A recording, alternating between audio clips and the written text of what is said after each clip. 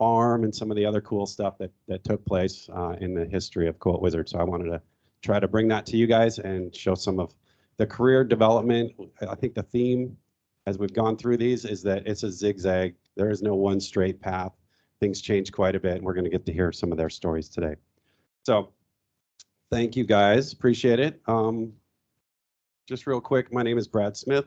I am the SVP of Technology for the Insurance Division. We've got Marie out of the Denver office. She is the, Senior Sales Director. I keep forgetting. Other members of the committee, Sin, she's back here helping us. She's going to do some Q&A at the end. She's Elite Account Manager. And when John Ogata, are you here? Yeah, thank you, sir. He takes care of a lot of the food and organizing us and surveys. Appreciate it. And Mark Ross, I don't know if he's on remotely, but thank you, Mark. Talent Acquisition Partner, and Becca Gretty, Senior Business Development Representative. That is the committee. We had a couple other folks that have since moved on, but we appreciate everybody's work.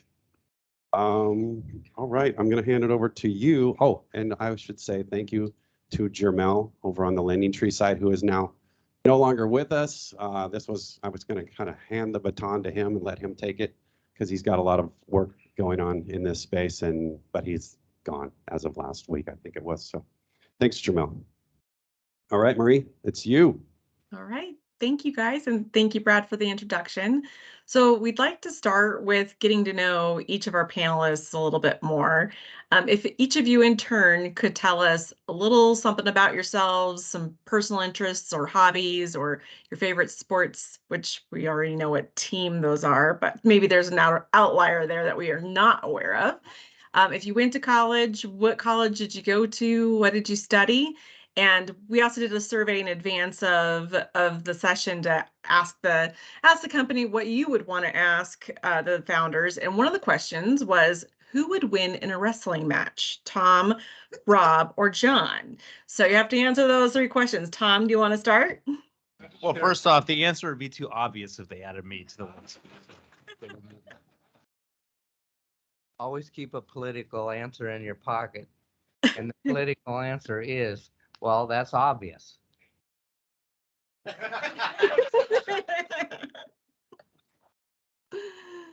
You want other things while we do this?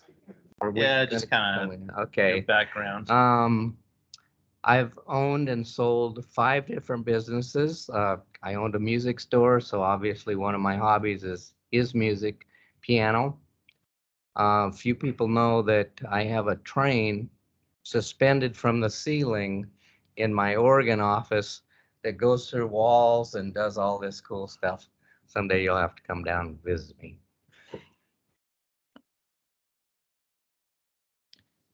Good. My name is Rob. Been involved in the 2 companies since the beginning. My wife and I have 3 boys. We live in Laurelhurst near University of Washington. Some hobbies include traveling, skiing, reading, signing up for a new streaming service about every 2 weeks. Yeah, that's about it. Thanks.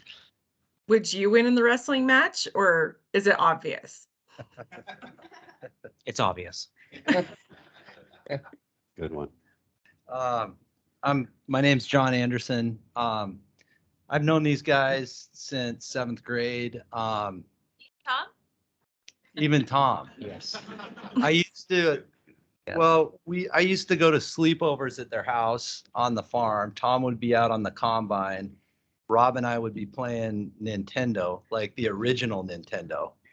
We used to have Ataris, but this was like Super Mario Brothers and all that. Big time. Yeah, so I've known him for a long time. I went to George Fox University in Newburgh, Oregon, small liberal arts school.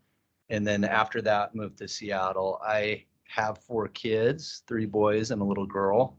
And I have a lot of hobbies. I like fishing, skiing. I do a lot of surfing and oiling and that sort of thing. So, but happy to be here. As far as wrestling match goes, I think it'd be tough, but you know, for a while there, we were doing CrossFit workouts. I thought I was pretty tough, but then like deadlifts, squats, Scott would always beat me and piss me off. So I think, you know, if Scott could get me to the ground, he'd win, but I'm pretty quick. So I think it'd be a good match. We'll see. I learned it helps being short and wide on deadlifts. Two skills I have. Yeah, I mean, everyone knows me here. So, but just a little bit on my background. You know, I went to Pacific Lutheran University, which was down in Tacoma, about an hour south of Seattle. My brother went there as well. I got a business degree there, focused on finance and entrepreneurship. The entrepreneurship was one of my focuses, so that ended up working out well for me, getting some of those skill sets.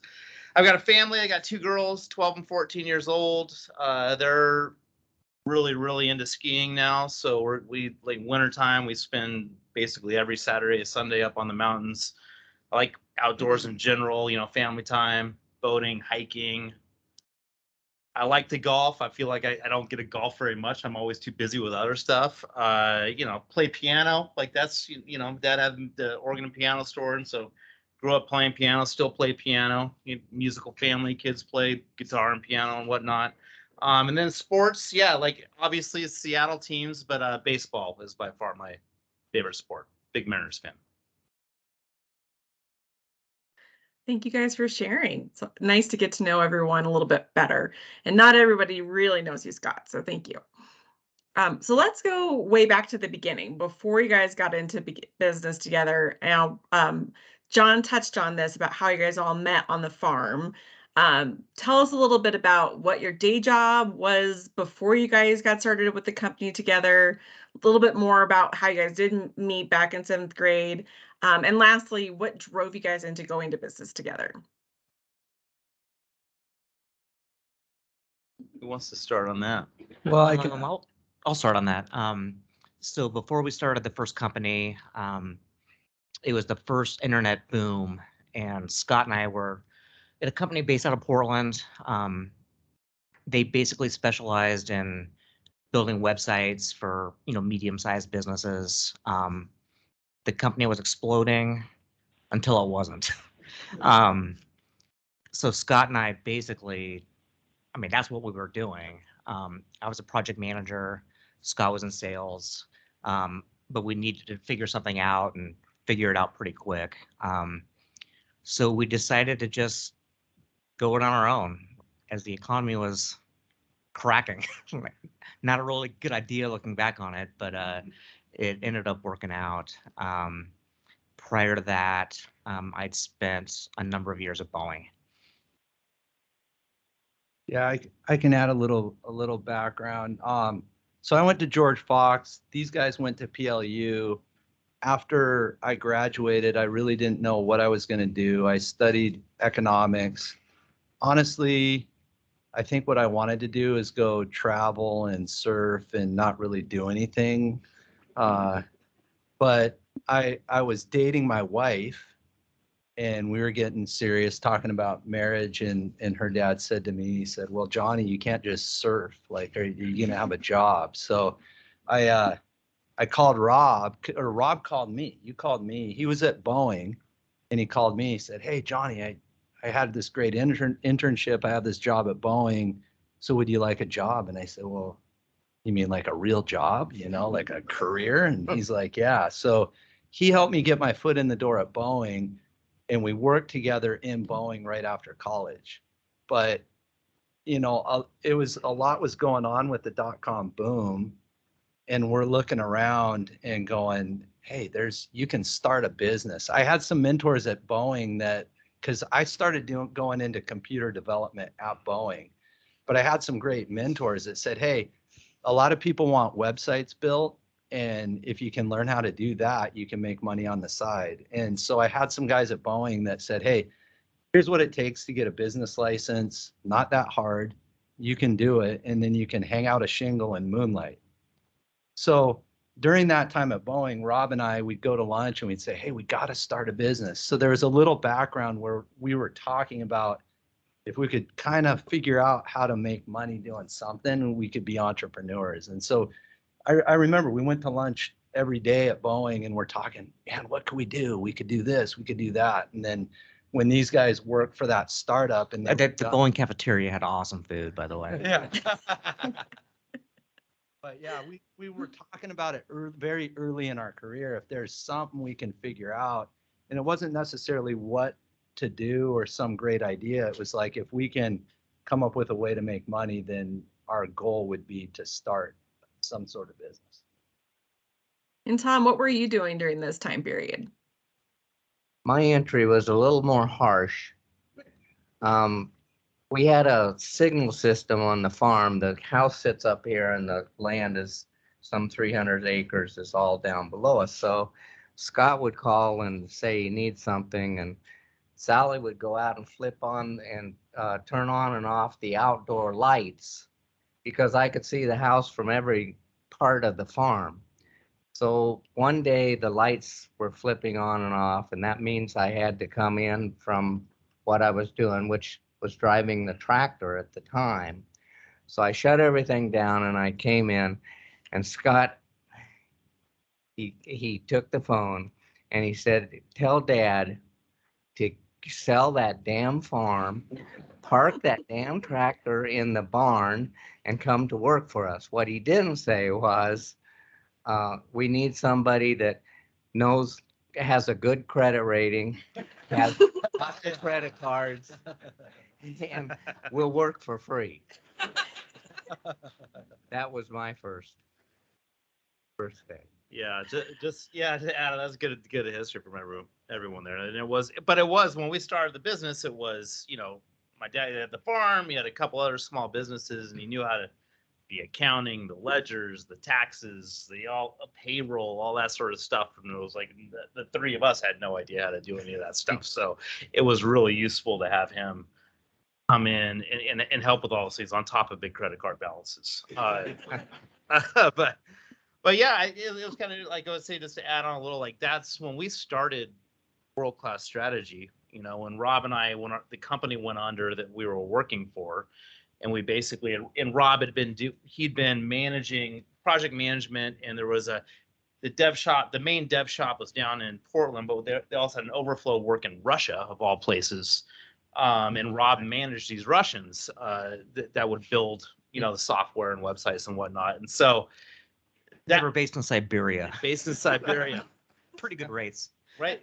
And I don't want to get sidetracked, but interesting, it was Novosibirsk. Was that the name of the town? So Novosibirsk was in the Soviet Union. That's where their big university was, their their version of NASA was there. And it was not on the Russian maps for decades. And that was because they didn't want the West to know where all their smart people were. But working with these people, these were all third or fourth generation in Novosibirsk. And so they were all convinced, because they were taught by the government that all the smart people, they bred them together to make super smart people. And so they believed to their core they were superior human beings, because of their breeding. They would tell you this to your face. Yeah, it was straight face. Kind of Not joking. It was an interesting group. So anyway, you managed these guys with and I was doing sales, and so it was literally we had no real choice. The company went bankrupt, so we had no real. It was either get another job or start something. I remember us having a conversation. It was just like, man, if we could make $100,000 a year and be our own bosses, grand slam. We've won it, and that's why we started. We weren't. So many companies go out there to start, especially in our world, internet marketing and whatnot. They start with the premise of we're going to sell this thing in 3 to 5 years, or we're going to go out and get investment capital and build stuff. That was not what it was more of a lifestyle business that we started. Hey, let's just basically do the same thing and just work and just make decent income. Our really goal was just to make as much money as we could have made working for a company, except where we were our own bosses. That's why we originally started World Class, and evolved after that. So what is World Class Strategy? World Class Strategy is a name to be kind of ambiguous, but make us sound that we're like worldwide. I mean, we literally built a website, world-class strategy. We can help you with software development. We can build websites for you. And then these guys, when their company went bankrupt, they had some clients that needed work. This company obviously couldn't do it. And so we took on some of those projects. So we did have a couple of seed projects that would work, but it basically was software development. And the stuff that we couldn't do, we would offshore. And then some of the stuff we could do in-house and we'd do it in-house. I'm going to jump in with roles and responsibilities question. How did you guys decide who was going to run the company? I mean, we know Tom you got the money part of it because you're the only one that had money. So, Rob, how did you end up running World-Class Strategy? You know, I don't remember how we made those initial decisions. Well, Rob had a ton of it. He had about 3.5 years after college. So he was the experienced executive. I was about a I had so year much and a half experience. out of college. It was a pretty obvious choice. I had so much experience. We were young and dumb at that point. Yeah. Didn't realize the risk we were taking, which was part of the advantage of being able to start a business. So the roles just kind of fell into place. And then once the tech projects started picking up, you know, Scott and I were way out of our depth. So called John. Has anyone ever been to the East Lake Zoo Tavern? So I took John there, bought him a beer for $1, and convinced him to come join us. And yeah, he was clearly the most technical person on the team. So became the CTO, and yeah, I think the rest is history. Yeah, there's a question kind of somewhere in the stack about mentorship. So when I was at Boeing, I was in estimating and finance. My background was economics, but during that dot-com boom, they lost a ton of developers because back then it was like, I don't know, 1997, 2000. So all their technical people were leaving to go work for startups. So they basically said, hey, you know, you're young, you're smart with computers. Do you want to be a programmer? And I was kind of like, be a programmer. I don't know. Do I have a choice? They said no. But I learned on the job at Boeing how to program, and then the internet technologies were coming fast and furious, but we weren't using a ton of those at Boeing. Back then we were doing older development, client server stuff. But I'm really grateful because in that opportunity at Boeing, I was able to gain some technical skills, and it was that background then where I could add some value, because otherwise it's just jokes and Jokes and surfing. Yeah. Right on. How did you guys grow as leaders that in the beginning there? Must have been quite a development period for each one of you, especially Tom. How did we grow as leaders? I was just the experience of going through the steps, baby steps at the beginning, larger steps as we went farther. And I'd say that, well, particularly Scott and Rob had the entrepreneurship familiarity because that's the house they grew up in. We didn't know. I didn't know a solid paycheck was going to be the same every month. I've never heard of such a thing. So they grew up with that familiarity. And John then in the locality, in a small town locality, was also brought up in that kind of a procedural experience. So entrepreneurship didn't scare you either, to the point of I'm not gonna reach out and gamble on this thing. Yeah, I think the takeaway is that we just wanted to be entrepreneurs. You know, like we didn't want to continue to work for Boeing forever, and we wanted to try to figure out something we could do with our skills where we could be a little more autonomous. Yeah.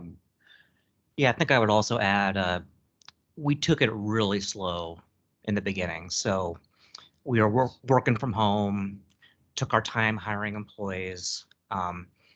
So it wasn't this mad dash of we have to go 100 miles an hour out of the gate, hire 100 people.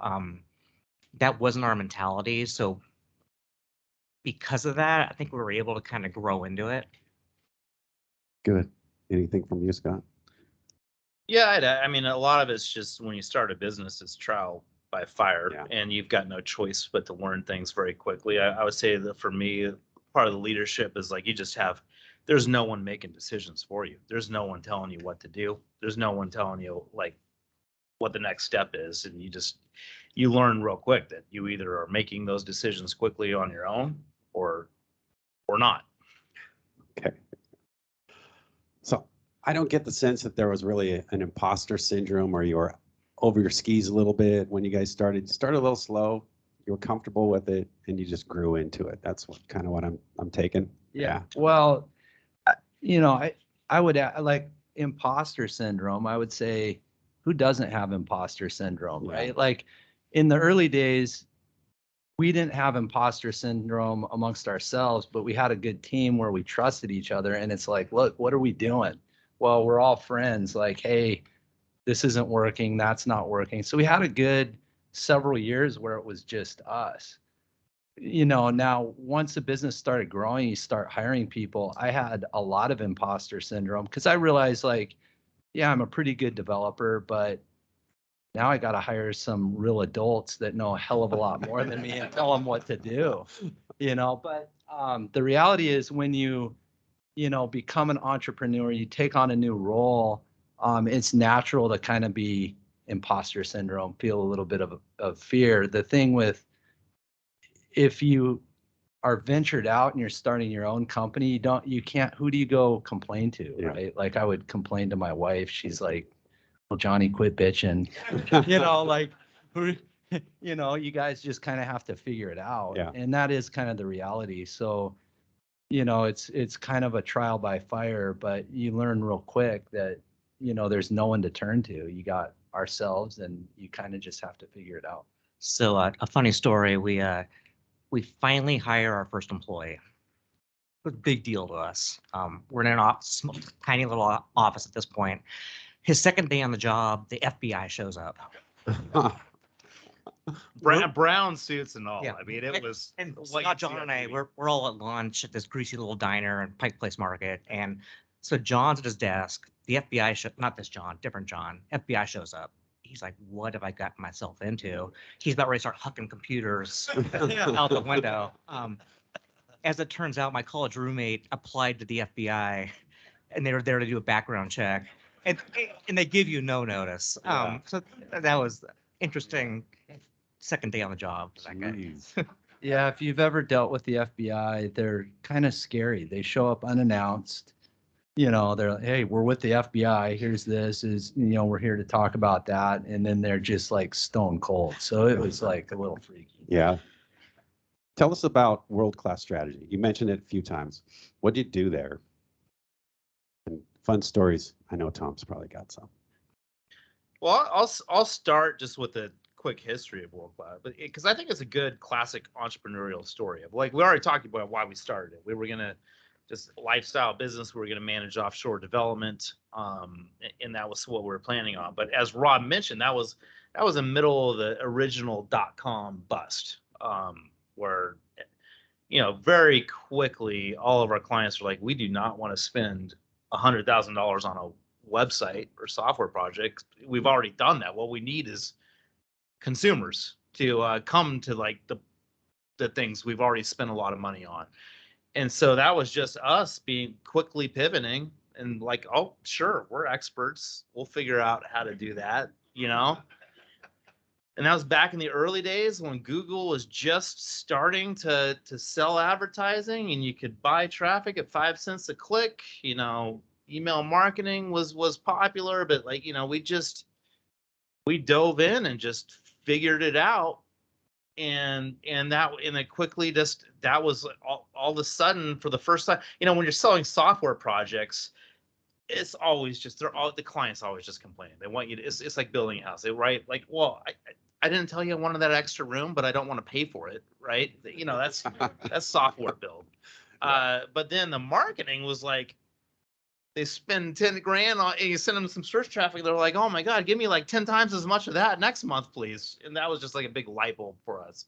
And then quickly, University of Phoenix was one of our clients we're doing tests with. And they're like, well, we're not really interested in paying you a fee on marketing, but we'll pay you per lead. We'll pay you $5 a lead if you build a form and send us leads. And we're like, we'll try that. Why not? And that was like, oh my God, we can generate leads at $2 each and sell them for $5. And they want to keep buying more and more of them. And that was kind of, and that was how we got into the performance marketing game, just kind of by keeping open ears and listening to what the clients wanted and trying to deliver what they wanted. And your technology back then for sending leads. Yeah. I heard fax back in the old days. Was it really faxing? So we can get in and talk to that. That might be embellished a little bit. Well, no, in the insurance business, it wasn't embellished in the insurance. In the insurance business, which we started 6 years later, we did have to fax leads to insurance agents. Now, the online education, which was the first focus area, they were more sophisticated even in the early 2000s. They had big call centers with systems that could bring in leads. All right, so it was embellished a little bit when maybe there was drinking involved or something. I'm not sure. Yeah, No. well, I'll say with world-class strategy, I mean, it really was a mixed bag. I mean, and we would say yes a lot, even if we were kind of unsure whether we could do something. So, hey, can you build a website that does this? Yes. Can you send traffic to it? Absolutely. Right. Like, but Political answer.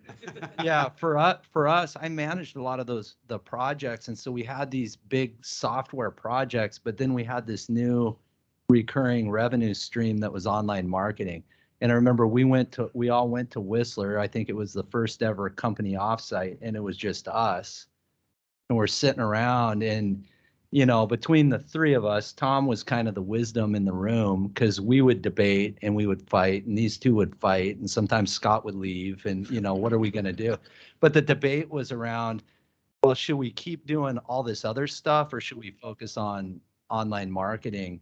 And Tom just said, well, you know what you do in farming? We're like, no. He's like, well, when the price of wheat's high, guess what all your fields have? Wheat. And that was it. And we just said, okay, all this other stuff we're going to unwind, and we're going to focus on lead generation and probably in the education world. And so that's when World Class went from doing a bunch of stuff to then focusing on online advertising. And we built a portal called Earn My Degree. And that was it. It was online education, online advertising, and performance marketing from And who were, it was you guys, and you had a few employees. Any names we might recognize? Well, Ian Smith was one of our first. Yeah. He's probably online right now. So we had this tiny little office up kind of by Pikes Market, and There he is. as Rob said, there he is. There he is. Ian, I'm sure you remember, like he was one of our first employees we hired, and there was no space to put anyone. So we literally, your desks have the little returns on them, the little tiny little square. So in my office, we unscrewed the return of my desk, and we shoved it like out in the hallway in front of my office, and we're like, Ian, that's your desk. And he worked there. How long? Like 2 years? At a little desk. No, I think was it even a year? You guys were moving fast. Okay. But yeah, it was just like a printer desk. It was really awkward. That's awesome. It did 3 in that original Wayland? office, and Ian probably John Boyle, who's some of the old school people here might remember. He's moved on quite a while ago. He never worked at Quote Wizard. He was just an original company, and then Kuba Kucheski, which I think a lot of people probably remember or know. Those were the 3 outside of us that were in that office. Jan Campbell as well. Jan Campbell. Yep. Okay. All right.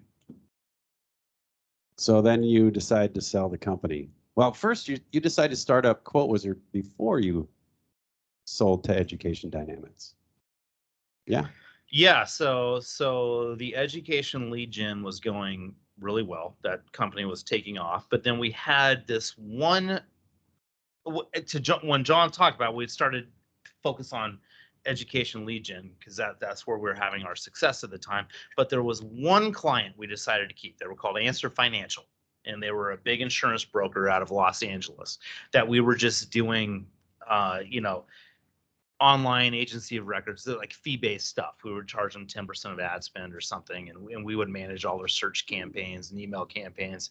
And so we that was a good client. So that was like the one client we decided to keep when we decided to focus on the price of wheat, you know, and but then that was years. And so then finally in 2006, we were like, well, how about we just replicate that Earn My Degree model where you just send all your consumers to one site where they can search amongst all the different schools. Like, let's just replicate that for insurance. And I remember we had a contest with all the employees. We offered $100 for the best company name that the URL was also available for. And John Boyle, who I just mentioned, he came up with, it wasn't Quote Wizard, it was the Quote Wizard. The Quote Wizard. Yeah. The Quote Wizard. This is how I say I'm just like Mark Zuckerberg on Facebook, because if anyone's read the book or watched the movie, yeah, the Facebook, and then they're like, get rid of the.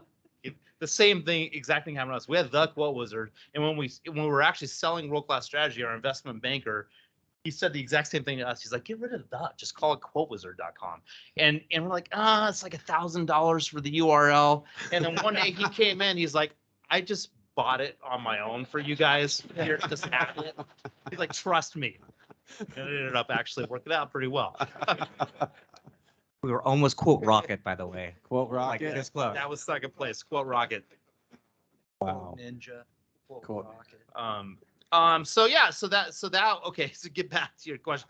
So that was while we were still running World Class Strategy. So we started, you know, I kind of started a little insurance division, which was essentially me and Ian, and Waylon Wasserman was the tech guy on it, and Michelle Terry. Remember that? That was basically the crew running this little insurance business. That was just a tiny little sliver of what World Class was. So that was started about a year and a half before we actually sold World Class. And they were all sharing that little desk of Ian's. Yeah, Probably. basically. Yeah. Okay. We were definitely the black sheep. So you're running two business. companies. You're doing double duty. You're CEO at one, COO at another. John's surfing. Yeah. Tom, we know you're working all the time. Rob too. All right. So then you guys decide, let's get rid of. Yeah, do you guys who wants to talk about like kind of the decision of selling World Class? Yeah. Sure. So I guess to provide some context, the M&A market at the time was super strong. We were getting tons of phone calls from potential investors for the education business. So we decided, you know, let's talk to some of these folks. The valuations were really strong. The market we were serving, the education market, was super hot. So the timing seemed good. And then frankly, I think we weren't sure we could take it to the next level on our own. I think looking back on it, we feel differently now. We should have been more confident in our capabilities, but at the time we felt that we could use some professional support and help taking it to the next level. So all those factors combined, it made good sense. You know, we get credit for being geniuses for our timing because the markets just collapsed right after we sold, but that wasn't the case at all as far as what was driving our decision. So yeah, that was basically it. We partnered with it was a private equity firm that had purchased some other assets in the space. So then we combined our company with those companies. The private equity firm allowed us to carve out the insurance business. So that was really important to us. They had a stake in what became Quote Wizard, but which we eventually were able to get back. But that was a key part of the deal for us, was to have, the insurance company we could move to. I don't know if you guys have anything to add to that. Yeah, like, well, it's interesting because even like if you sell a company, it takes a while. And when you're in a sector that's maybe working, there's people that are in that sector. And so, you know, like for us, we got calls. We didn't even really know that selling was an option or what kind of valuation we would get. And so, you know, we met some people, like our banker along the way. I remember it. He's like, I'm looking at your numbers. You guys are making a ton of money. You're afraid to hire employees, but if I were you, I'd hire more salespeople or more, you know. And so it kind of gave us a little bit of permission to do what we were kind of thinking of doing, but we had this animosity to doing it because it's, you know, as a company gets big, it gets harder to manage. And we're like, wow, I don't know. Can we hire 10 more people at once? Like, we were really pretty conservative, to be honest, in how we handled the financial side of things. We didn't take on debt. We bootstrapped the companies, but we were also pretty conservative. So, you know, the sales process was kind of wild. It took probably about a year, but during that year, we were able to kind of do some of the things we were uncertain about doing because we were encouraged by the person advising us to sell the company. And that was pretty beneficial because when we sold, we had grown the company quite a bit, even in the last year. So anytime you're selling a company and it keeps hitting milestones, it just makes the valuation higher. And at this point, you guys are on the second floor, right, of this building? Yes. You're down on Yeah. 2. Yeah. The one thing I would add, at this point, the old man is getting credit cards. I was running 5 cards at the time at $100,000 a piece.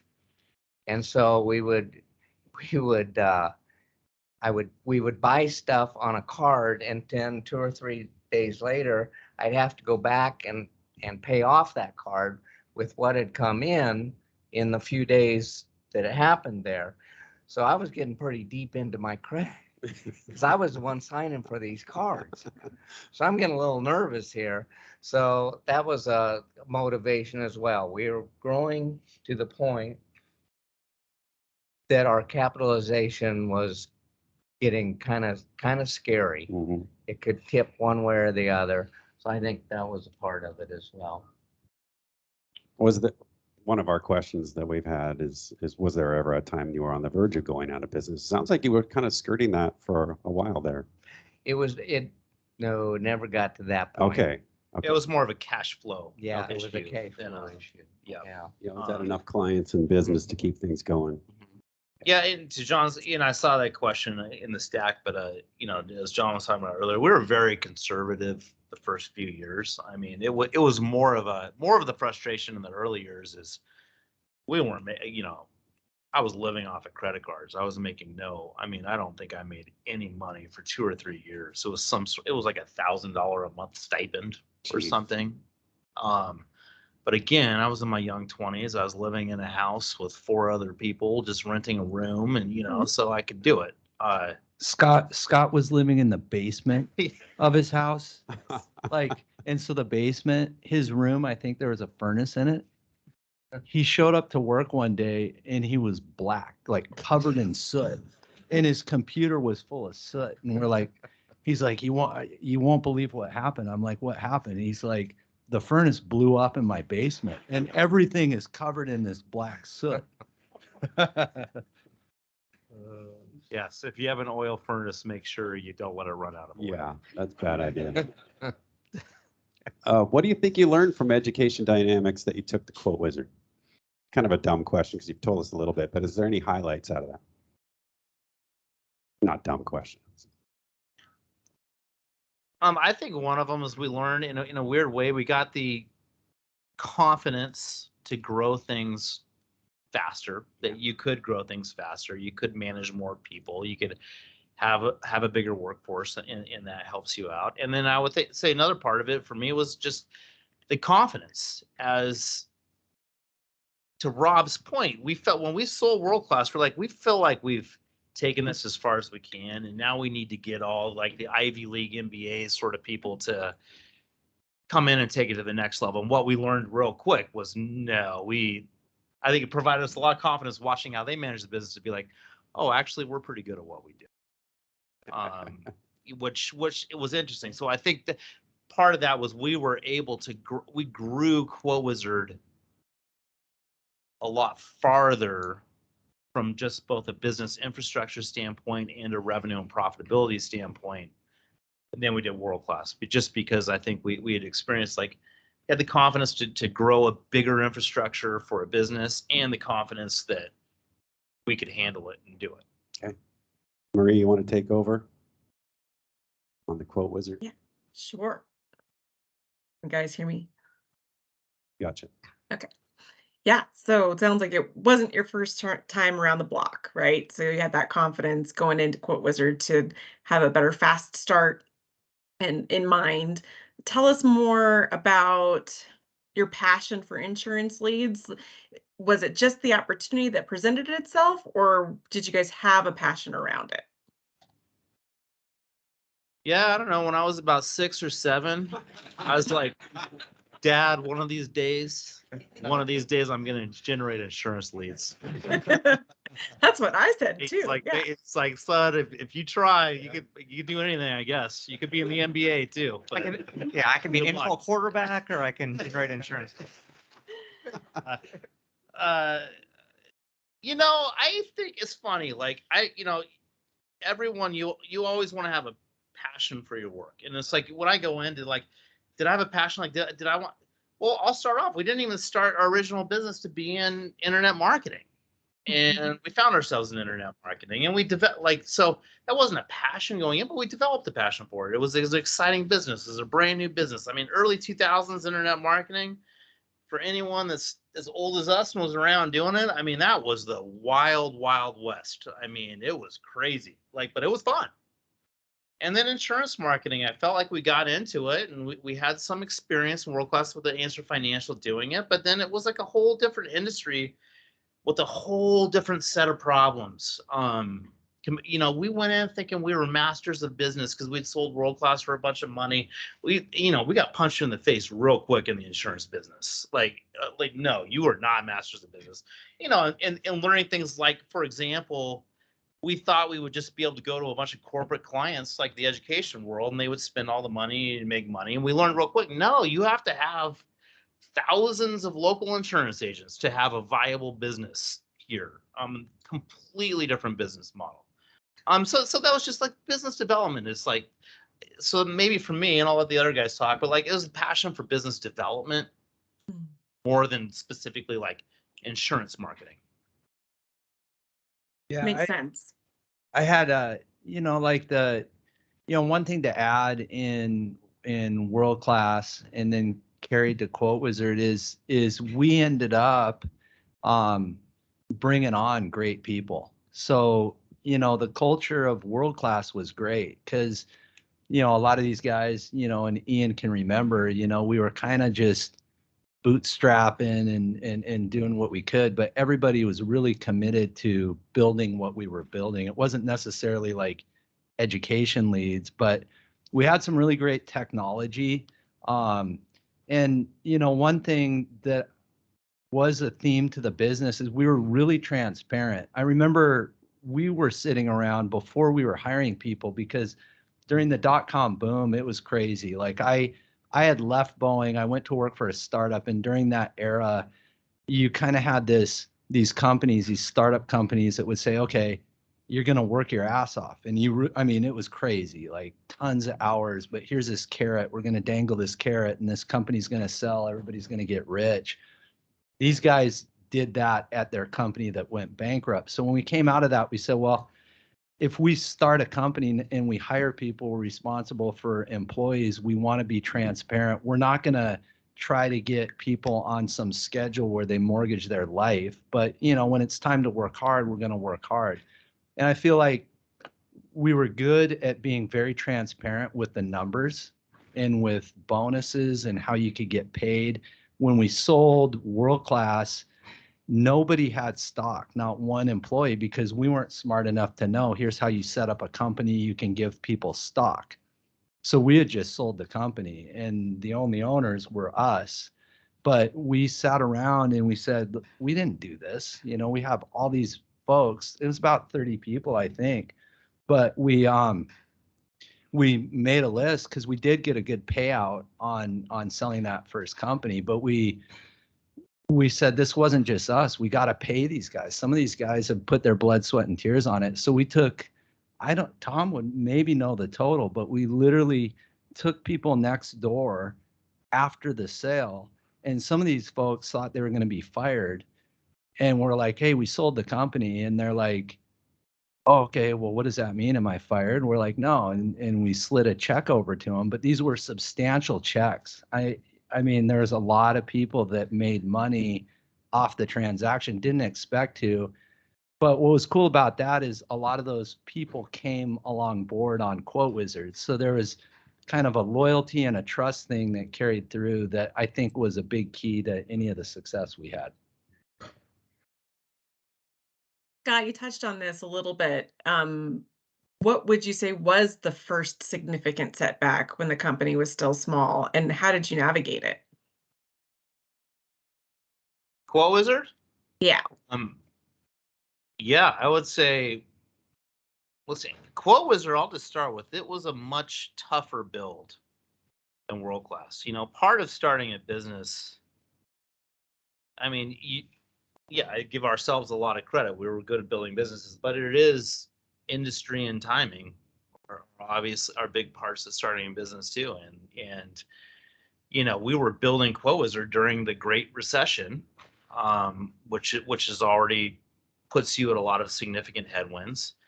And then, as we said, you know, as I said, we were expecting all these big corporate clients just to be writing us big checks directly, and we figured out that no, that wasn't going to happen. So we had to kind of build, you know, ground up with local agents and an agent base, and so luckily we had sold World Class Strategy, and so we were able to self-fund it with about, I think the partners put in $2.5 million, and so we were lucky that way that we had sold World Class. We were able to fund it with a decent amount of money because it wouldn't have survived otherwise. But I mean, in the early days, as we're building this agent base, and it takes a lot of employees and salespeople and fax machines to fax the leads. I mean, I remember, you know, Rob and John are still working in Education Dynamics at this point. I would remember just laying in bed at night where, you know, I was burning through about 200 grand a month and thinking like, man, I've taken my family, my friends' money here, and it is burning fast. It's going away, you know, and I would be crying in bed at night. I literally would cry in bed at night. Like, I don't know, you know, I don't know how this thing's going to survive. Like, how's this going to go over a Christmas dinner? You know, I lost all these people's money. But it just, at some point, you just have to have the faith, the blind faith that like what the plan is going to work. What the model is going to work. But yeah, it was a tough first few years at Quote Wizard, to be honest. Because it was just a tough build, but all that hard work paid off. Was there a specific turning point that you could pinpoint to say this is when those waters started to get more calm, it was more smooth sailing? You know, I don't know if I would call a specific turning point. It was just kind of like the bit, you know, the agent base and the client relationships just kind of got to that point where you just, you know, you're creeping closer and closer to break even, and then you finally get to break even and you start crossing that break even point, and that feels real good. But there wasn't like a moment in time where all of a sudden we went from losing a bunch of money to making a bunch of money. It was more of a process. It was really hard at the beginning because the like State Farm, the agents, insurance leads was so new that it was almost like we were inventing the concept to a lot of the carriers. So I feel like it took probably 2.5, 3 years before the carriers are like, okay, this is a legitimate channel to help the business. Mm-hmm. And that agent base was really hard to build. Yeah, and talk about having to hire salespeople when you might not have wanted to beforehand, or when you didn't really in Education Dynamics. You have to have a sales team yeah. there, and then service on top of that. Yeah, Ed, go ahead. Ed. I think as a partnership, what we had to offer each other was we were all in, to borrow the thing from the Seahawks. We were flat out all in. We were going to do what it took, so we didn't have that tough Christmas conversation. That was the first thing. The second thing is we were directional as a unit. We all agreed before big decisions were made, this is where we're going. Anybody have a problem with that? No, it was unanimous. If it wasn't unanimous, we didn't go there because we needed every part of the four of us to move where we needed to be.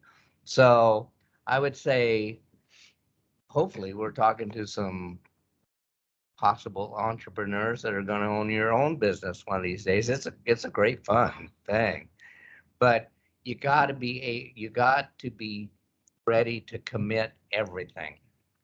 You can't look back and say, well, what if? There are no what ifs. High risk, high reward. Yes. Yep. Yeah, and you can't do it halfway. Like, you really got to go for it. Yeah, all in. So tell us a little bit about your guys' roles. Or sorry, Tom, did you have something else to add to that? One of the first things we decided was quality trumps quantity in everything, in employees, in product, and in sales presentation. Quality. Quantity can come back and sting you if you're not doing it right. State Farm. Why? Too soon. So for kind of alluding to that, like throughout the rest of the history, so say, now you're now making revenue. Now you're not crying in bed, and you're able to actually have some fun with the company. I want to talk about a funny story first, and then we can talk about some other things too. But what would you guys say was your favorite company-wide team building?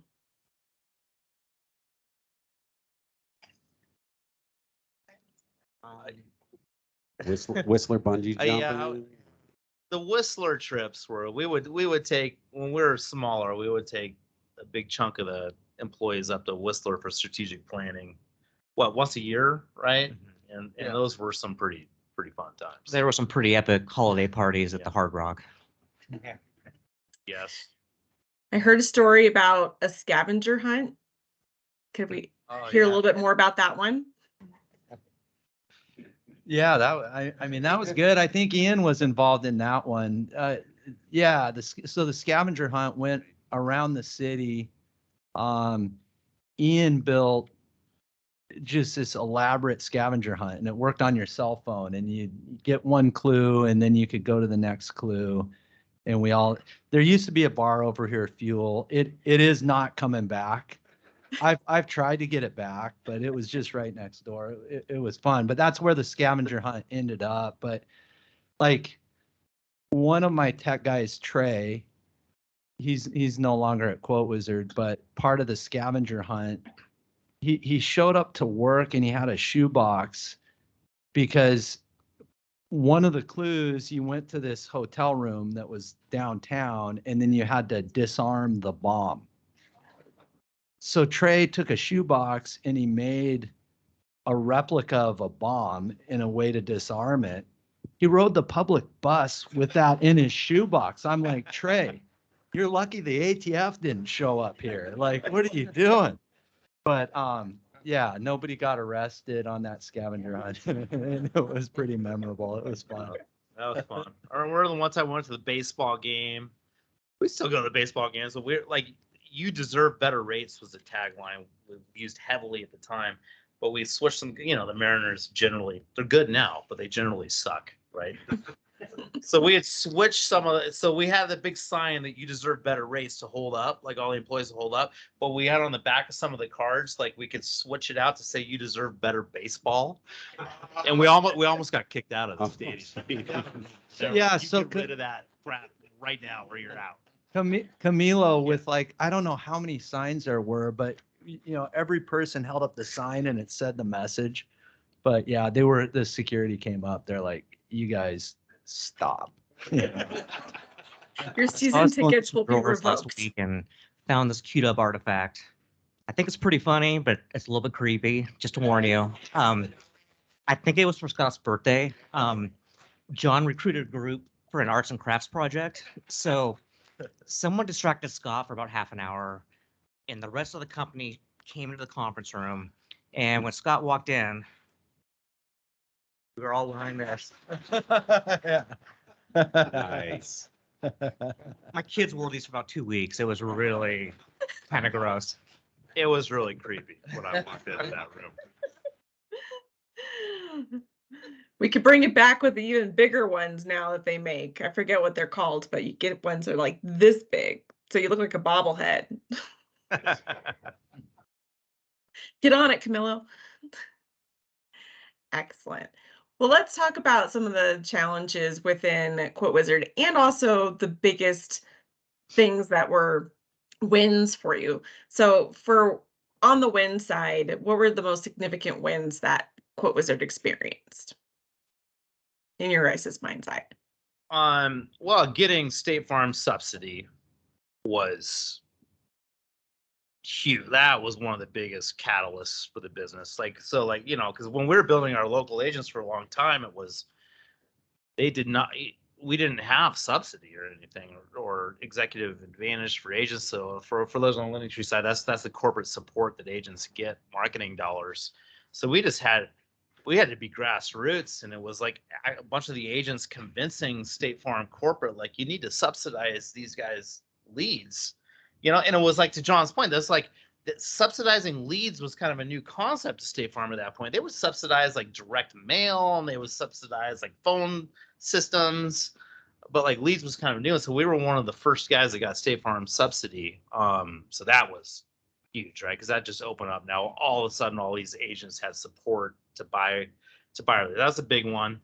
I think it was a Geico relationship. I remember had a rev share deal with, I think it was NetQuote at the time, who was the biggest player in the industry at the time, and we were piggybacking on their Geico relationship for a couple years, but it was like we were only making, it was like a 50-50 rev share. So everything we would send it through NetQuote, and they would give us half of Geico's revenue. And I mean, it took probably a 3-year sales effort to get into Geico direct and get Geico to decide to work directly with us, which that was pretty game changing to the business when we got that, because that just doubled our money from one of the biggest carriers in the country. And then the other final one I would say was building the Delty Click platform. That was a similar deal where we were rev sharing through another third-party company, and we knew we weren't making enough to be super competitive in the search marketplaces. And so building Delty and convincing Progressive to be our lead client on the Delty platform, that was pretty game-changing for the business. I don't know if anyone else has anything. Yeah, there was I felt like with Quote Wizard, we kind of, once you get out of the woods of you have a viable business, then for us it was like, how are we going to scale this thing? So, we're doing good to this point, but we want to do more. And I feel like, prior to the sale of Linktree, we just had more confidence. When you have a team of really good people, which we had, that gives you a lot more confidence. And, probably, I don't know, it was pretty short succession. We had confidence because we had built an agent base and that wasn't going anywhere. But, then we went out, like, I couldn't believe it when All Web Leads bought NetQuote, and we knew some folks. So NetQuote was a huge competitor of ours, and then All Web leads. So you're always looking what your competitors are doing, and then All Web bought NetQuote and literally was going to just get rid of a lot of their employees. And so we went to Denver. I was excited because I thought I was going to hire 1 to 2 couple developers. And next thing you know, we brought on Brad Cooper, the call center people. We brought on Laura for the sales team. Don That was Lyman, Don his team. Lyman. I mean, the whole thing was just a huge win. It was a big risk for us, but we knew we were dealing with great people and the fit was there. And then that was just a huge catalyst, because then that gave us call center capabilities. It gave us Delty. It gave us a huge augmentation to the tech team. And,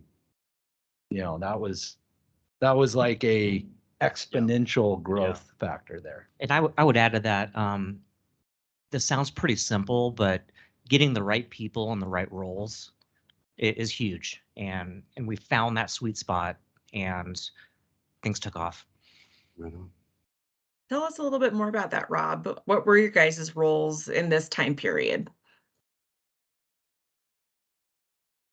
Well, I guess which time period are you referring to? As we were- Yeah, this time period, like right before you guys sold to Lending Tree, after you brought on folks from the old NetQuote days or company. Mhm. I would say in that time period, I was kind of rolling back personally. Maybe John the same way. But we had people that just really stepped up, like Ian and Brad and the other Brad, Rick. We had a team that was just poised and very interested in taking on more, and it worked out great. Yeah, yeah, there was a time period. It was like right before all that happened with NetQuote and that. We were at a spot. I wouldn't say we were stalling. We were a very successful company. And some of us were thinking, I was thinking, oh man, I'm chasing all these kids around and wanting to coach and do this. So, maybe kind of step back. So we all kind of met. That was a tough partner meeting, kind of, going to Scott, hey, Scott, I think I want to step back a little bit. And Scott doesn't usually take those types of things too kindly, but, we were talking about that, right? And then literally we got to a consensus, hey, we're going to step back. And then State Farm said, oh, by the way, you're out of subsidy. We're dropping you. That was not a happy time. That was terrible because, the first company didn't feel like we were going to go out of business. That was a big kick in the pants. And I think we all knew we had to do whatever we could to make it work. And we did. And then it was nice though, to put the wheels back on the horse and then get things right the ship, as it were. And that was before Delty had launched, correct? Yes, Yeah. we lost State Farm subsidy in August, I believe, of 2016. I still remember we went from, to John's point, we went from making a decent amount of money to losing money with a snap of a finger. And then I think Delty rolled out in November of that year. So we were in the process of building it. It wasn't built yet. But then, because that was the last time there was a big insurance industry downturn. So then we rolled Delty out, and Progressive literally, they slowed their ad spend quite a bit the second half of last year, which was tough. But this in 2016, they turned off all marketing completely for the last 2 months of 2016. And I remember, we'd done all this work, spent all this money building Delty, and literally 2 weeks after it rolls out, Progressive was like, well, we're shutting off ad spend for the rest of the year. And right on the heels of losing State Farm subsidy. And it was like, oh my God, what's going to happen next? But we got through it. Everybody had their $100,000 they needed to save every month. Each department had. I remember that. Brad, you save 100,000. Yeah. Rick, you save 100,000. That was good times. Pretty scary. Yeah, it was, we had to, that was pretty brutal times, but also the industry luckily bounced back pretty quick. If everyone remembers, that was nice too. It took a while. It was hard work getting State Farm subsidy back. How long? Other people probably remember more than me. It was at least a year. I think so. Yeah. Little over a year. Okay. Yeah, we got it back. Yeah. Beginning of 2018, it went live. Progressive bounced back real quick. Progressive was back in the first quarter of 17.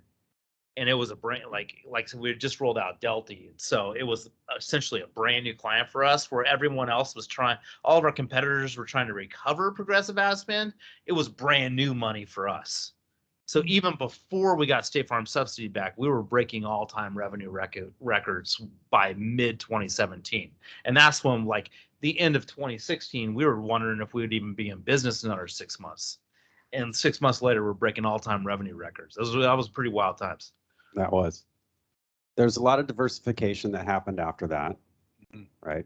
Got Bantam, so you got into calls, got the Delta platform. Things start going really well. The company's taken off, and then you decide to sell it. Why? Why'd you decide to sell it? I'll start with that. And then it comes off of those really hard times. And it also comes off of our learning as leaders to actually issue stock out to a lot of people. It comes off of Rob and John thinking they were ready to kind of step back a little bit. And so it was all a culmination of things. We get out of that really rough time, and the survivors, so to speak, that were still around. They're sitting on a bunch of paper money with the company, and they had, and we felt as an ownership group of we really, people stuck with us when they had absolutely no reason at all to stick with us. It was really hard, slim times. There was no raises, there was no bonuses, there was people didn't know if they would have a job in 30 days, and a lot of people just stuck with us through those times. And so we really came out of it, and when the business started doing well again, we were we either need to go out and access some outside capital, whether it's private lending, whether it's a private equity firm or something, in order to pay off some of this stock, or we just need to sell the company outright. So that was kind of what started the serious discussions of probably in 2017 when things started going well and we got subsidy back. We're okay, we need to let's let this thing run another year so it stabilizes, but then we got to be prepared to put this on the market so people can get paid. What do you guys think? The volatility during this time also made a difference to us. We were hiring employees, then we had to get rid of employees, and this is not a fun thing.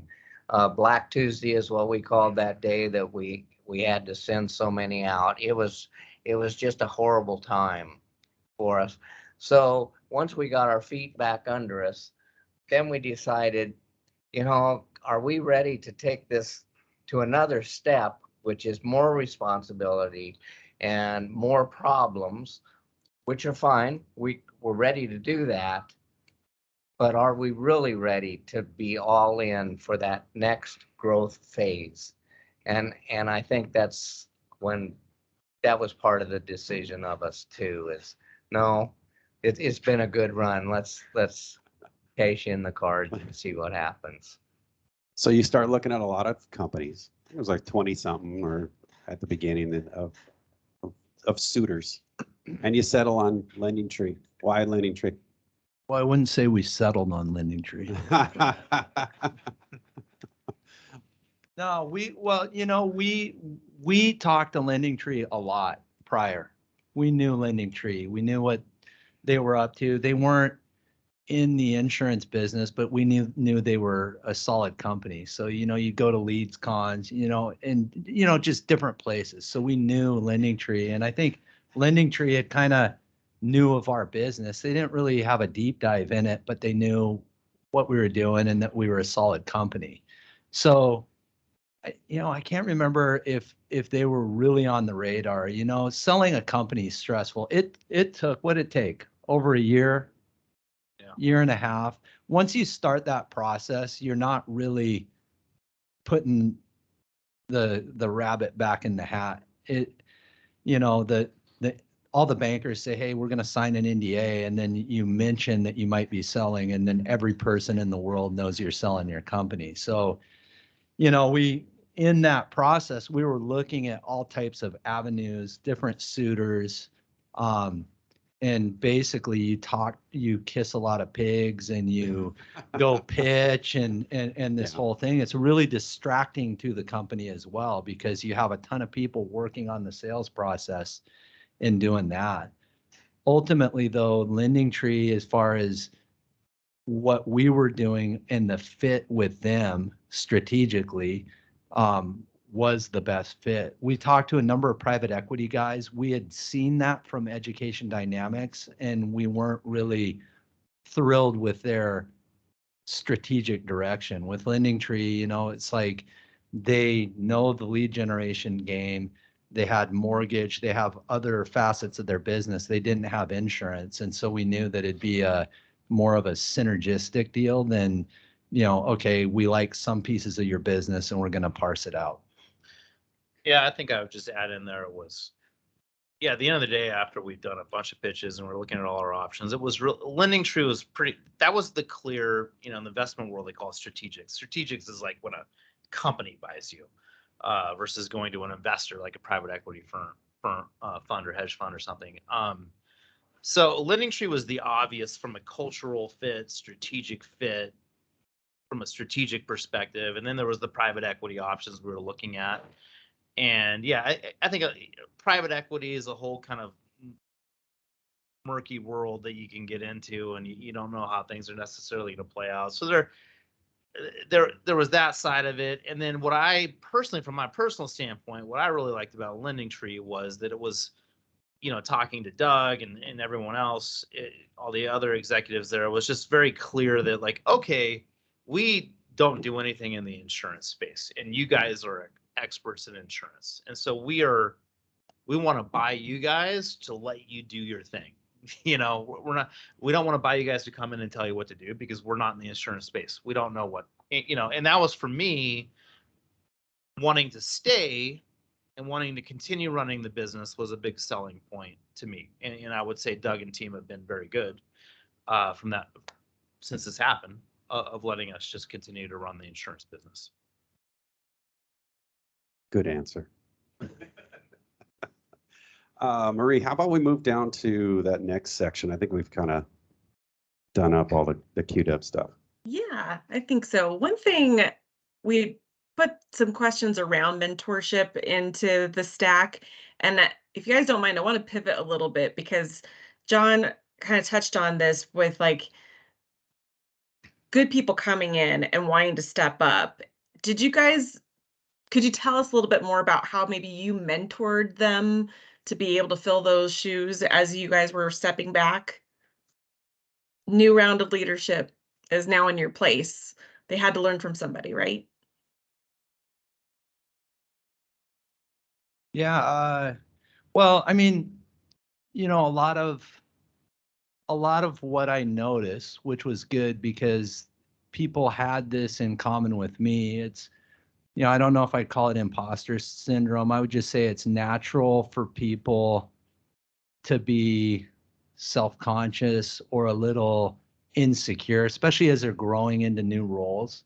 I can't remember how many times, like on the tech team, especially as engineers or developers, people would come in, junior developers, even some senior developers, and they're uncertain. They're very good at what they do, but they're just uncertain. Hey, here's this new role, especially for developers. Well, okay, now I need you to kind of be the lead. Oh, you mean I have to work with other developers and like be in charge of some of the stuff they do? Yeah, I don't know if I can do it. I'm pretty sure you can do it. So, a lot of it was saying, well, kind of, you can do it. I guess the best way to say it is encouraging others. I had a lot of people in my life that believed in me even when I was uncertain of myself or things like that, and it helped a ton. So to me, a good leader is somebody that can help in those times, because everybody's going to have those times when people are uncertain or insecure. And if they can offer something tangible that helps them, that's great. But a lot of times it's just encouraging people in their own abilities. Because what I found is a lot of people have it. There are a lot of people that are unsure of it. And what I've seen at Quote Wizard, or at least in a lot of the teams, not just tech, people step into those roles. So it takes time if leaders are patient and they allow, but they can guide that person into those new responsibilities. But I feel like we've been fortunate in our companies in here because I've seen it time and time again. I mean, most everybody here, they can tell you a story if they've been here a long time. Hey, I started out doing this. It's nothing what I'm doing today. I didn't think I could manage people, and now they're doing it. So, yeah, I hope Yeah, that. I would say that all starts with your hiring strategy. Like you want to find people, if you can, that want to be entrepreneurs within your business, and then just give them the opportunity to excel, and they'll just take off. Scott or Tom, anything from you? Yeah, I like my motto has always been, yeah, hire good people and then let good people do good work. Yeah. Like let them do it. It didn't hurt. John had a nice, comfy rocking chair in his office, so we could sit there and get coached from him on a pretty consistent basis. It was comfortable. Thank you, John. Note to self, buy rocking chair for office.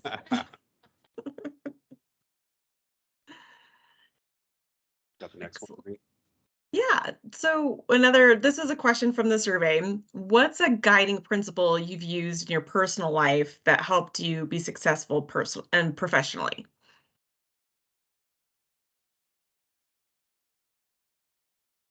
Quality trumps quantity. Yeah, that's the theme. Operate with integrity. Like that. Don't, when you build a business, build it in a way that you think you're going to give it to your kids to run 30 years from now. That's awesome. John, do you have one? Oh yeah, guiding principle.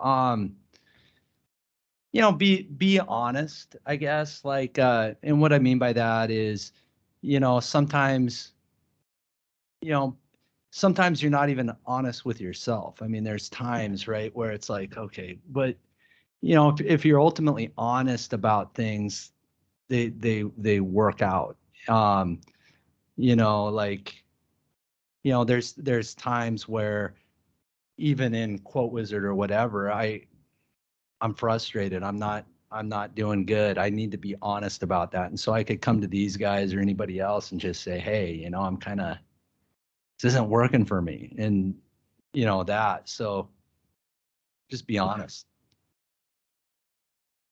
Yeah, you can't get help if you don't ask for help. Yeah. Makes sense. That Yes, this includes question. outside people as well. Yeah. My job was kind of reading contracts and meeting with all these professional guys. Scott loves to meet with lawyers. He'll be the first to. No. And there were plenty of times where he would question, why are you asking these expensive $500 an hour people to answer? I've got the answer. Well, I needed the answer because we were signing some very important papers that had to be airtight 10 years down the line. So don't be afraid if you go this route, don't be afraid to reach out to the guys that are trained in their area. You can't know everything. So don't be afraid to give up the responsibilities to people that know. That's like a great lead in for this next question. So you've answered it. What's one piece of advice you'd give to someone as they take their next step in their career? Take your next step. Do it. Trust your gut. Dive in fully, right? Next step in your career, whether it's trying to get a new job within LendingTree, another job on the outside, start your business, whatever. Do it full. Don't half-ass it. Yeah. You'll never succeed doing that way. Good.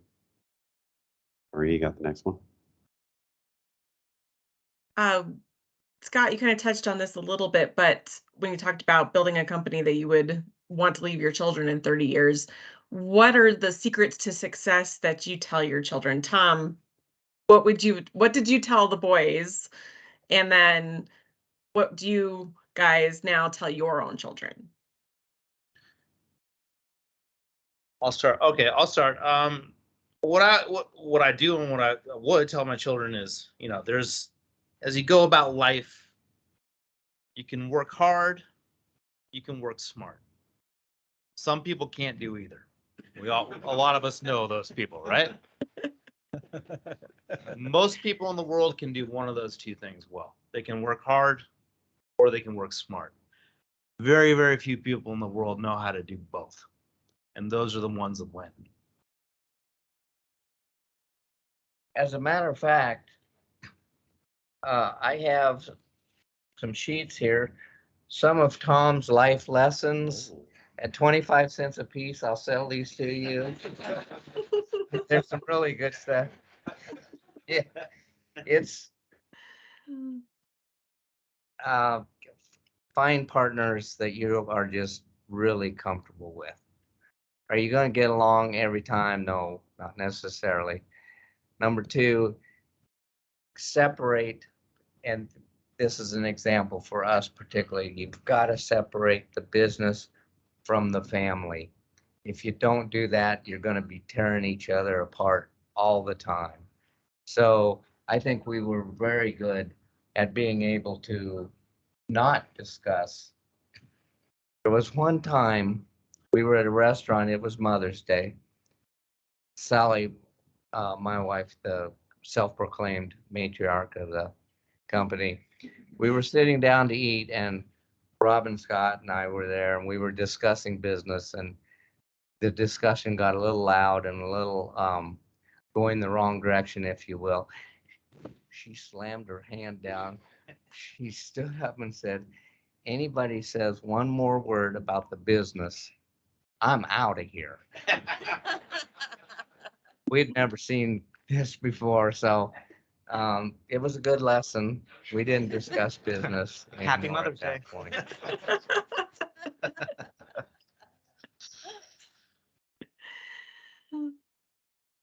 Robert, John, do you have anything to add?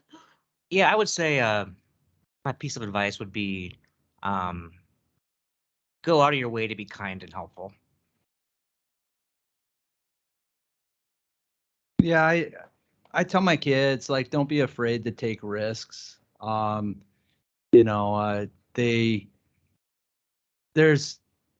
I think there's, a lot of times people just have a lot of fear, like, oh, well, should I do this? Should I do that? And, you don't know unless you're willing to take those risks. So be bold, take risks. Awesome. We've got like 4 minutes left, Marie. I say we jump to any questions that might have come up. So Cindy, you have anything?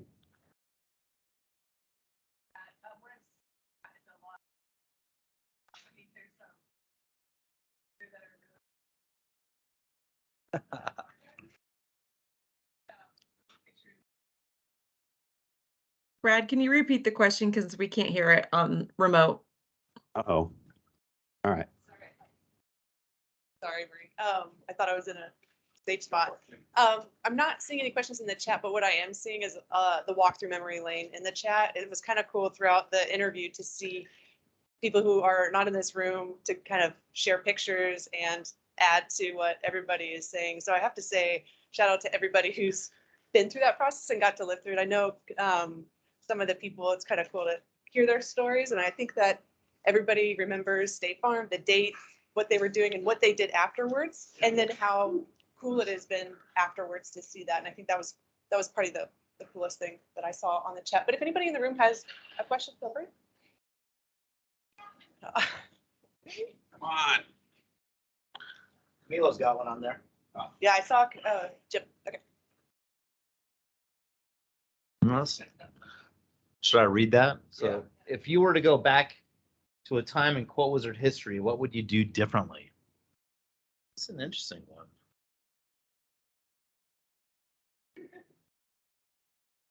Anyone else want to go first? Tom, would you be on your tractor? Would Would you be on your tractor still? Yeah. I would walk less by because the tractor is always saying, please, Tom, drive me. You've forgotten me. Yeah, I think sometimes there's a balance running a company. I feel like in some cases we would over-index. In other words, in insurance lead gen, what will happen all the time every year is it will go up and it'll go down, and Progressive spending, State Farm spending, and then they're not. And sometimes we would be so bold to say, okay, we're doing good. Company's doing great, still making money. How can we push? How can we do more? There's nothing wrong with that, but you get super confident. But at the same time, these businesses are cyclical. So I think, sometimes we just over-index. Certainly before that State Farm subsidy, it's like when the sun's shining, you think you're King Midas, everything he touches turns to gold. You're hiring and you're building and you're growing. We got out over our skis a little bit. So, have some balance. I think that's what we probably could have done differently is be a little more balanced. Yeah, I would say always listen to your customer, especially if you don't like what they have to say. Yeah. Yeah, I think that's good advice. And and it's always, you look on the development of any business, and it's always easy to say like, oh, well, we shouldn't have spent all this money or built this product that didn't work. Or you can say like, man, this product that we built, we should have built it 4 years earlier. We would have been twice the size. I mean, I think to me, it's just a journey, and I've liked the journey at Quote Wizard. We've taken our wins and losses. The good news is we've won a lot more games than we've lost over the years. And I continue to enjoy the journey. And it's like, right, you can say like, oh, you get all these learnings from the past, but still like, we're going to build stuff in the future that's not going to work. And we're also going to build stuff or get into industries where we're going to say, why the hell didn't we do that 5 years ago? That's part of the journey. I have a question for you. I asked Mike Sheehan this question yesterday, and Ryan Chandler just asked it here. How did we end up on Yesler Way in this building? This was so we had a building, our world-class strategy. We were in the Pike Place market. I can't remember the name of the building. And so they sold the building to some Japanese investor or something and basically kicked out all the tenants, of which we were one. So we were shopping around with our commercial real estate agent, and we toured the second floor. This is, again, our first company. This isn't Quote Wizard. And we just kind of fell in love with this space. It was just kind of that like, brick and timber sort of construction, internet marketing kind of feel to it. It was the second floor of this building, which was the first floor we got. We loved the big high ceilings and the archways, and we just kind of fell in love with it and got it. So the first business. And then Quote Wizard, when we spun out Quote Wizard, the fourth floor was available. And it was a new building owner here, and it was all single offices up here. There'd be like one-man shop law firms and accountants and stuff, and they were looking for full floor tenants, and so we got it. A funny story of this building though is when we moved into this building just about 6 months before we sold World Class, and then literally 1 week after we sold, and we had a big earn. So I'll caveat those two. We had a big earnout that we had to achieve in that first business, and then on top of that, this is way before the days of cloud servers and whatnot. So all of our hosting and everything was on site. So literally the weekend after we sell, like 5 days, I turn on the news in the morning, Monday morning, bunch of local news, bunch of fire trucks right in front of our building's burning down. And we're like, oh my God, like our whole business is in there. It was at this building they're refurbishing right now. That was the building that burnt down. Yeah. And I remember being, just so sick to my stomach. It was also funny at transitioning from world class to quote wizard. You basically grabbed your laptop, walked into the elevator, Yeah. and you're at the new company. Yeah. The We building. have a question. Oh, I bet it is. We have a question from online. Jim quickly has a question. Jim? Hello. Well, my name is Jim Quigley. I'm with the call center in Sacramento, and I'm on the phone and I also do training. And I've been around about 5 years. And when I first came on board, the company that I came on board with is Bantam Connect. And then shortly thereafter, Quote Wizard took them over. I was curious, what was it about Bantam Connect that decided you to take them over? Well, it's with Bantam. It starts with the relationships. Brad Cooper and Trisha Winkler, amongst a few others who had founded Bantam. We knew them for a decade in the business, so we were pretty close to them, and so we had high trust relationship. We knew the type of people they were, the type of, before they started Bantam, they were running the call center at Insure Me, which was part of Bankrate Insurance. And that was part of the all web thing that John talked about when Bankrate sold all to all web, they let go of everyone. That was including Brad and Trisha. And so they started Bantam.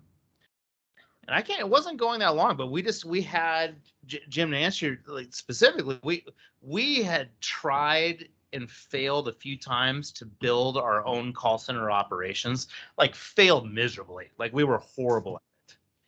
And so we finally we knew we needed to acquire a company that had the skill sets, and they were an obvious fit.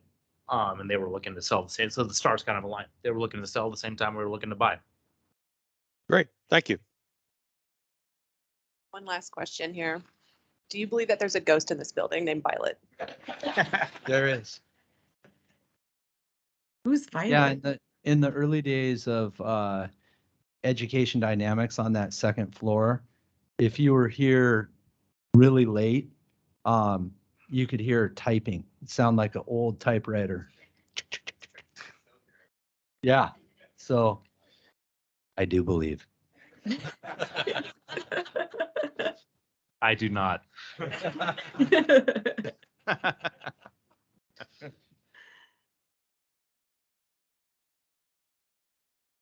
Oh, I think they're just noticing that Violet also kills fish. So there's not a fish that is alive that has ever been in this building. Is George here today? Is he? Where is he? Oh, I was going to ask him how the tank's coming. I'm at home.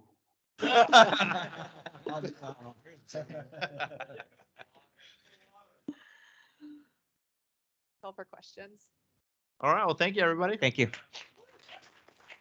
Thank you all. We really appreciate the panel, and thank you everyone for your questions that were submitted via the survey. And thank you, Brad, for being my co-moderator. Appreciate you. Eat some more food if you can. Good. Thank you, guys. Yeah. Happy Friday. Happy Friday. I think that